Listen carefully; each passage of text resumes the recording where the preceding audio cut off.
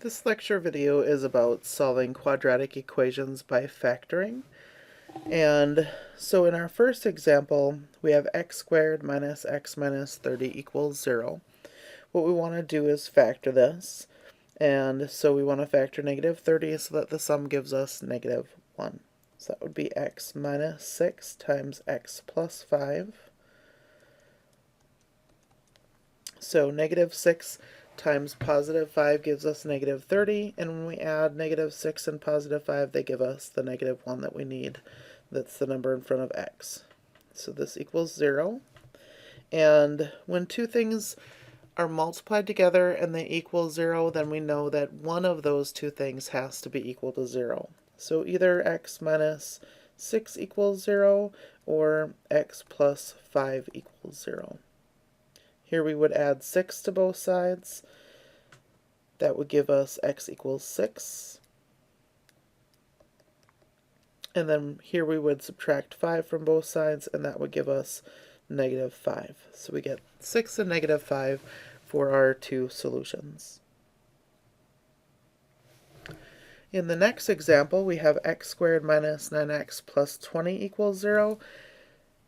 And so we want to factor this time 20 so that the sum gives us negative 9. So that would factor as x minus 4 times x minus 5. So negative 4 times negative 5 gives us positive 20. Negative 4 plus negative 5 gives us the negative 9 in the middle that we needed. And so setting both of those equal to 0, x minus 4 equals 0 and x minus 5 equals 0. Adding 4 to both sides would give us x equals 4. And here we would add 5 to both sides, giving us 5. So 4 and 5 are our solutions there. You can go ahead and check your solution if you want. I won't require you to. But if you plug 4 back up into the original, you should get 0. And also if you plug 5 back up into the original for x, you would also get 0 as a result. In our next example, we have x squared minus 7x equals 0.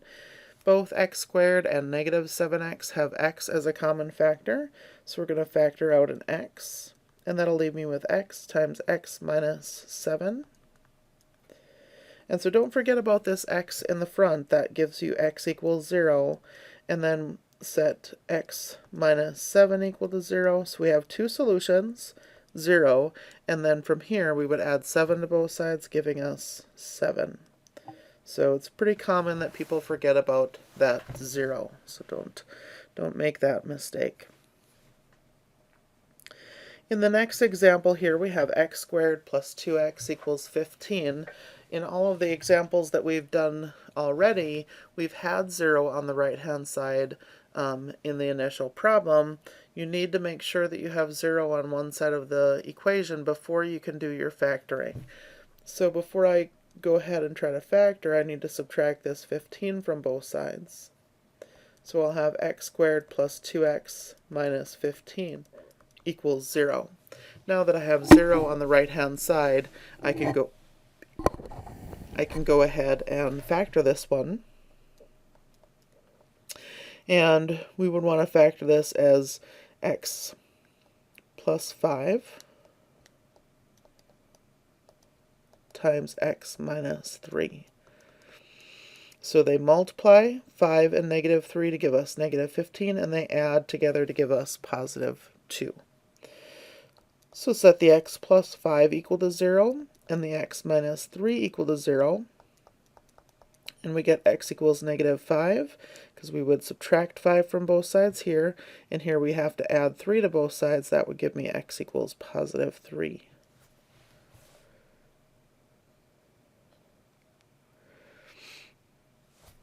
For our next example, we have 5x squared minus 30x plus 40 equals 0. Because those are fairly large numbers, I'm going to look for a common factor, and sure enough, negative 30 and positive 40 can all be divided by 5. So I'm going to factor out a 5 first. That'll give me 5 times the quantity x squared minus 6x plus 8 equals 0. And now factoring this is a lot easier. So we have 5, and we want to factor 8 so that the sum gives us negative 6. So that would be x minus 2 and x minus 4. And set x minus 2 equals 0 and x minus 4 equals 0. Add 2 to both sides, we get x equals 2. Add 4 to both sides, and you get 4. So our two solutions are 2 and 4. Remember that this 5 out front does not give you another solution. You could divide both sides by 5, and then this 5 would end up canceling. So this 5 out front gives you nothing.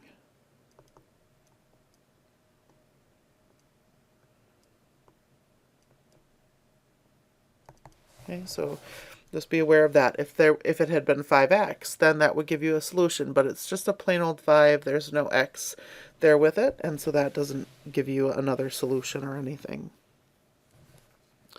In example F, we have 6y squared minus 22y minus 40 equals 0. So here we can factor out a 2, and that'll give me 3y squared minus 11y minus 20 equals 0. And again, this 2 out front is going to give you nothing. In fact, you could divide both sides by 2. And then this 2 and this 2 cancel, and 0 divided by 2 is just 0. So 3y squared minus 11y minus 20 equals 0. So that's the quadratic that you really need to solve for this one. So now we have a number in front of our squared term, so we haven't had to factor any of those yet. And so there's only one way for us to factor 3y squared. It's going to have to factor as 3y times y. That's the only way for us to factor that.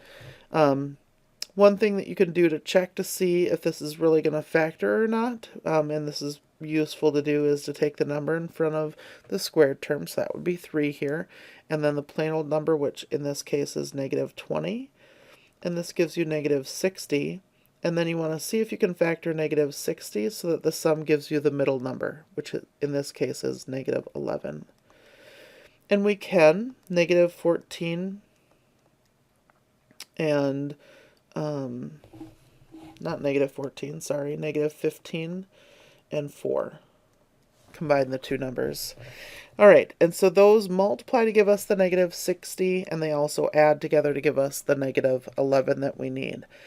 So now what we need to do, so we already have the 3y squared factored, now we need to factor the negative 20, and there are a lot of different ways to factor 20, right? It could be 1 in 20, or 2 in 10, or 4 in 5. So we need to figure out which one of those we need. When I do FOIL, I need to end up with a 15 and a 4, which tells me that I need to factor the 20 as 5 and 4. I need to end up with a 15x or 15y when I do FOIL, so I want to multiply this 3y times the 5, so I need to put the 5 here, and I also want that 15 to be negative, so I need a negative 5, and then to get the 4, that would be the 4 here. That's going to give me 4y when I do FOIL, and I want that one to be positive. So now when you're doing this, you should always just double check. So we're going to get 3y squared by multiplying the first terms together.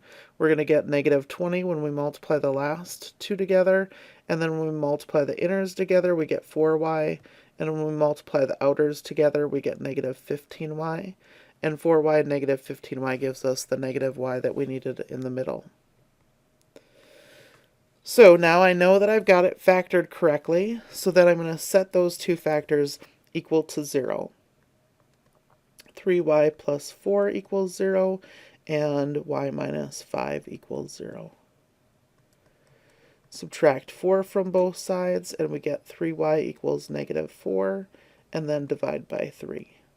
And we get y is equal to 4/3, and then add 5 to both sides for the other one, that gives us y equals 5. Okay. So now our next one, x times the quantity 4x minus 11 equals 3. So we need to have this written as a quadratic. So we need an x squared term, an x term, and a constant, and then on one side 0. So I need to simplify the left-hand side by distributing the x, and then after I do that I'm going to have to subtract that 3 from both sides, giving me 0 on the right. So first we're going to distribute the x, giving us 4x squared minus 11x equals 3, and then subtract the 3 from both sides. So we have 4x squared minus 11x minus 3 equals 0. And now we can go ahead and try to factor this thing. So we're going to take the 4, the number in front of x squared, and the constant, which is negative 3, and multiply them together. Oops, and that gives us negative 12. And then I want to factor negative 12 so that when I add them together, I get the number in the middle, which is negative 11. So that would be negative 12 and positive 1.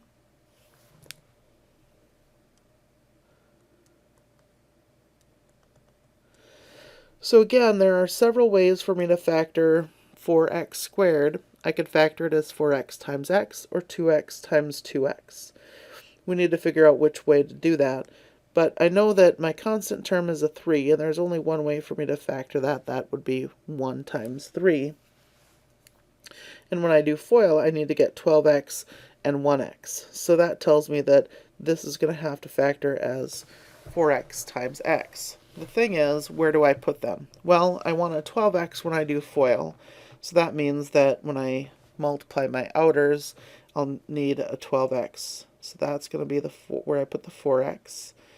And so the x is going to need to go there. I want the 12 to be negative, though, so that means this needs to be subtraction. And that'll need to be addition. So this will give us 1x. And so when we add those, we get the negative 11x that we needed in the middle. 4x times x is going to give me the 4x squared, and positive 1 times negative 3 is going to give me the negative 3 that I needed for my constant term. And again, you should always go back through and double check and make sure that you're getting the correct middle term, and also very important to check to make sure that you're getting the correct constant term as well. Every once in a while you can end up with the wrong signs in there when you're factoring, if you're not careful. So now we would set these two terms equal to 0, so 4x plus 1 equals 0, and x minus 3 equals 0. For the first one, we want to subtract 1 on both sides, and that's going to give me 4x equals negative 1, and then we divide by 4, and we get x equals negative 1/4. And here we would just simply add 3 to both sides, giving us x equals 3. So negative 1/4 and positive 3 are your two solutions. Our next one here, we have 9x squared plus 7x equals 2. Again, we need 0 on one side, so I have to subtract this 2 from both sides before we begin. We get 9x squared plus 7x minus 2 equals 0. And we want to factor this. So take the 9 times negative 2, and you get negative 18. And we want to factor negative 18 so that the sum gives us 7. So that would be negative 2 times positive 9. They multiply to give us negative 18, and they add up to give us positive 7.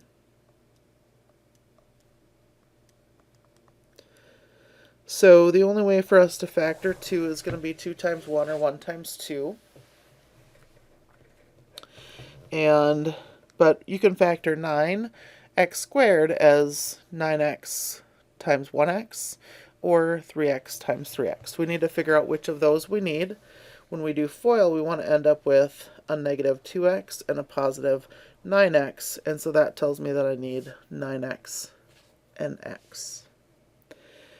So the 9x will go here, and the x will go here, and now just check. This gives us 2x, this gives us 9x, and that's what we needed. We want this one to be negative, and so we need a negative sign there, and we want the 9x to be positive, so that would be plus. So now just double check everything. We get 9x squared, multiplying the first terms together, multiplying the last terms together, negative 2 and positive 1 gives us the negative 2 that we need for a constant. This gives us a positive 9x, this gives us a negative 2x, and those two add up to give us the positive 7 we need in the middle. So now we know we've factored correctly. And now we can set our two factors equal to 0. Here we would have to add 2 to both sides, giving us 9x equals 2, and then divide by 9, and we get x equals 2/9. And here we would just subtract 1 from both sides, giving us x equals negative 1. Okay. So in the next few examples, we have some cubic polynomials to solve. And so the first one, we have y cubed plus 14y squared plus 49y equals 0. So all of these have a y in common, so we can factor out a y. We'll get y times the quantity y squared plus 14y plus 49 equals 0. And so now this, we can factor 49 as 7 times 7. And 7 plus 7 equals 14. So this is going to factor as y plus 7 times y plus 7. And so don't forget about this y out front. That gives you y equals 0. When you set y plus 7 equal to 0, you would subtract 7 from both sides, giving you negative 7. And it happens twice, but it gives you the same number. So there are really only two solutions here, 0 and negative 7.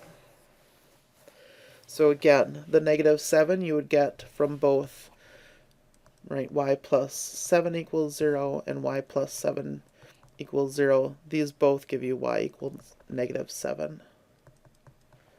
And so you would only list the negative 7 once as a solution. Our next example, 16x cubed minus 9x equals 0. Again, we can factor out an x. That leaves me with 16x squared minus 9 in there. And 16x squared minus 9 is the difference of two perfect squares, and so we can factor that. Factors is 4x plus 3 times 4x minus 3. So again, don't forget about that x out front. That gives you x equals 0. And then we take 4x plus 3 equals 0, and 4x minus 3 equals 0. Oops. Here we're going to subtract 3 from both sides, and we get 4x equals negative 3, and then divide by 4. So negative 3/4. And here we're going to add 3 to both sides. So we get 4x equals 3, and then divide by 4. And so we get x equals positive 3/4. So we have three solutions here, 0, negative 3/4, and positive 3/4. On a test or a worksheet, instead of listing this separately, you can write out plus or minus 3/4. Okay? In my math lab, you do need to separate them with commas, however, so just be aware of that. In our next one, the quantity x minus 4 times the quantity x squared minus 3x plus 2. So they've already started the factoring for us. We just need to finish it. And x squared minus 3x plus 2 factors as x minus 1 times x minus 2. And so we're going to set all three of these equal to 0.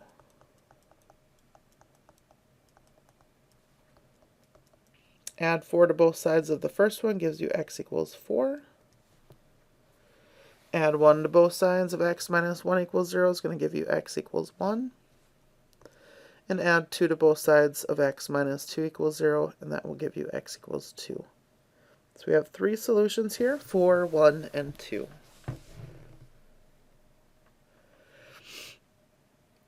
The last three examples go over finding x-intercepts. And so x-intercepts are places where the graph is crossing the x-axis. So here is a coordinate plane, and if you put a bunch of dots right on the x-axis here, the one thing that these all have in common is that the y-coordinate is 0. Okay? So, no matter where you are, if you're on the x-axis, y is equal to 0. So the way that you find x-intercepts, and it does not matter what kind of a function or what kind of a graph you're talking about, you set y equal to 0 and you solve for x, and that will give you your x-intercepts. So x squared plus x minus 20 equals 0. We can factor this. It factors as x plus 5 times x minus 4. And set up both of those equal to 0. X plus 5 equals 0. And x minus 4 equals 0. So you get x equals negative 5 and positive 4. And now remember, these are points. It's the points of the graph where the graph is crossing the x-axis. And so the first one is the point negative 5, 0. And the second one is the point 4, 0. So this graph is crossing the x-axis at the point negative 5, 0 and also at 4, 0. Our next one, y equals x squared minus 1. So we have x squared minus 1 equals 0. X squared minus 1 is the difference of two perfect squares, so it factors as x plus 1 times x minus 1. Setting x plus 1 equal to 0, and then subtracting 1 gives you negative 1, and then x minus 1 equals 0, you would add 1 to both sides, giving you 1. So it's crossing in two places, negative 1, 0, and positive 1, 0. Oops.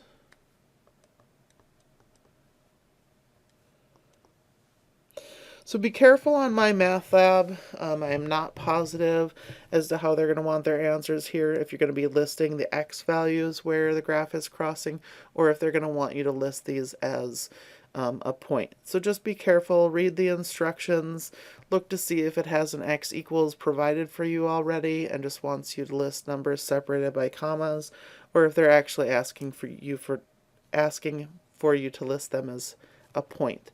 So just be careful of that. In our last one, we have a cubic polynomial, y equals x cubed minus x squared minus 4x plus 4. So whenever you have four terms like this, you need to make sure that you do factor by grouping. So that should be the first thing that pops into your mind. So we're going to group the first two together and the second two together. X cubed minus x squared, and then a plus sign in the middle of the two groups, and then negative 4x plus 4 in the second group. So we can factor out an x squared out of the first group, and that'll leave us with x squared times equal to x minus 1.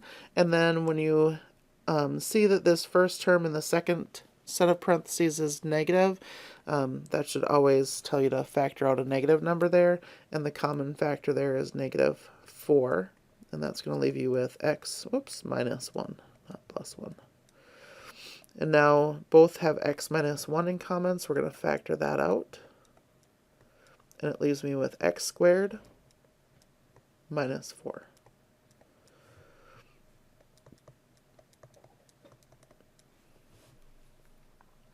And x squared minus 4 factors is x plus 2, x minus 2. Whoops. Since I said a 2, I wrote a 2. So x plus 2 times x minus 2 equals 0. So setting x minus 1 equal to 0 would give us positive 1. X plus 2 gives us negative 2. And x minus 2 gives us positive 2. So there are three intercepts there. The point 1, 0. The point negative 2, 0, and 2, 0. Okay, that's all for this lecture. Let me know if you have any questions. Thanks.